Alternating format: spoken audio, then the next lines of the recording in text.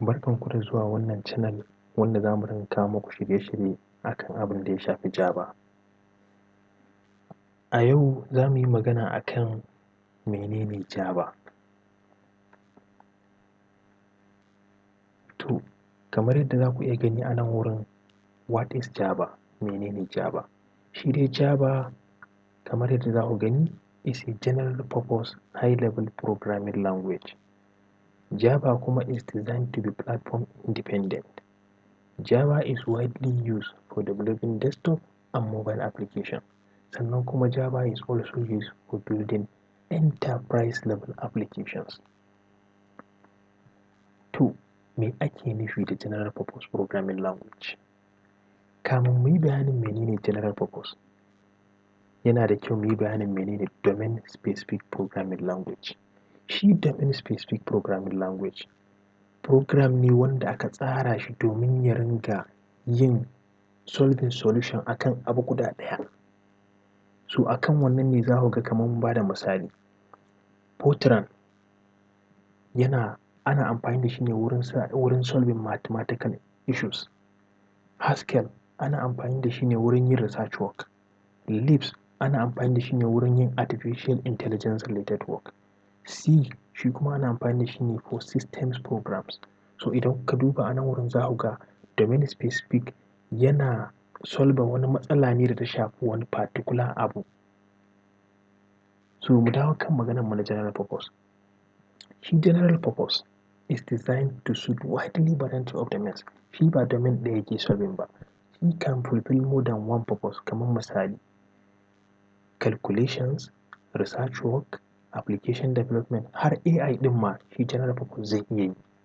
So ba wai kawai ya ta'allaka ba ne a yin abu guda ɗaya a guda ɗayan na ya tsaya. A'a, shi zai iya yin abubuwa da yawa. Wannan shi ne general purpose. Misalan general purpose programming language su ne za ku iya gani kamar su Java, Python, C++, Ruby. To wannan shi ne ake nufi da general purpose programming language. To me ake nufi da high level programming language? Shi high level programming language kamar yadda za ku iya gani a nan wurin, su wasu programs ne that can be understood, interpret or compiled easily by programmers as compared to machine language. Misalin shi ne Java, Python, C++ da sauransu. Abin da ake nufi a nan wurin, shi high level programming language kamar yadda za ku iya ganin misali a nan wurin, su waɗannan programmers ɗin mutane ne. To idan kamar yadda kuka gani a nan wurin, za ka iya kallon shi da ido ko da baka san menene programming ba, ka ce a ana nufin kaza, nan triangle ne, nan kuma surface ne, nan kuma 2 ne. Za ka iya fahimtar shi ka gane me ake nufi easily a cikin sauƙi ba tare da ka sha wahala ba, ko da baka san programming language ba. Shi ko machine level low level programming language, that is machine language kenan. Idan kuka lura a nan wurin za ku gan shi lambobi ne wanda machine ne zai iya fahimta. 0 and 1s ne za ka ringa gani, 0 and 1s. To machine ne zai iya fahimta, wanda idan waɗannan lambobin suka yi yawa za ka ga mutum zai ma iya missing count. To machine ne zai iya fahimtar irin waɗannan lambobin. Wannan shi ne bambancin high level da low level. High level mutane suna kallon su za su iya fahimta saboda it's easy to understand by humans. Wannan humans ɗin dama su ne programmers. So wannan shi ne bambancin high level da low level programming language. Sannan kuma aka ce Java is designed to be platform independent. Me ake nufi da platform independent? Idan kuka kalli a nan wurin misalin da muka bada Linux, muna da operating system a nan wurin kamar guda 3. Linux, Mac, Windows.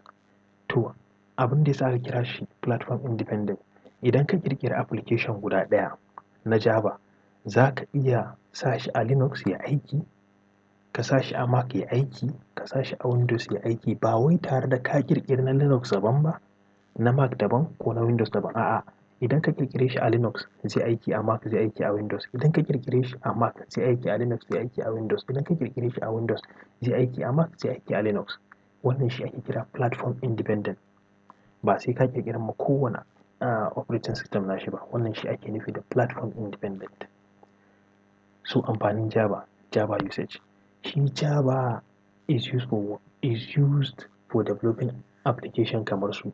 Ana amfani da Java ne ana developing application kamar misali mobile application. In ka lura Android ana amfani da Java ana developing Android applications, kamar desktop applications ana amfani da Java ana developing wa'innan abubuwan. Web applications ma ana amfani da Java. Web servers and application servers ana amfani da Java. In kana son ma kai creating game ana amfani da Java. In ma database ne ana amfani da Java. To wannan kaɗan da kenan daga cikin application da ake amfani da Java ai creating.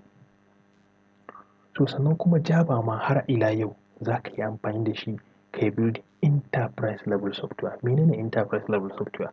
Enterprise level software is used to satisfy the need of an organization rather than individual users. Abin da ake nufi a nan shi ne, ita enterprise level software maimakon ta biya ma mutum ɗaya bukata, a'a gaba ɗaya entire company za ta biya mu bukata. Kowa da ke cikin kamfanin zai iya amfani da wannan software, ko kuma a ce department guda ɗaya suna da software wanda kowa a department nan zai iya amfani da ita, ba mutum ɗaya ba. Wannan shi ne ake nufi da enterprise level software.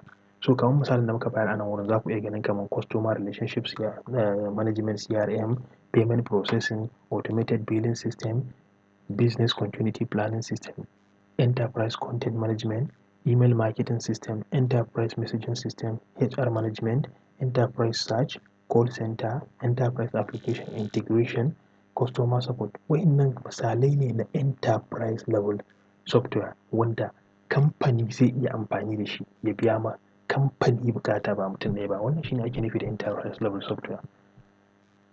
So a nan muka kawo ƙarshen wannan lesson ɗin. Zuwa lesson na gaba za mu gaya muku menene features na Java, abubuwan da Java ya ƙunsa. Thank you very much, mun gode.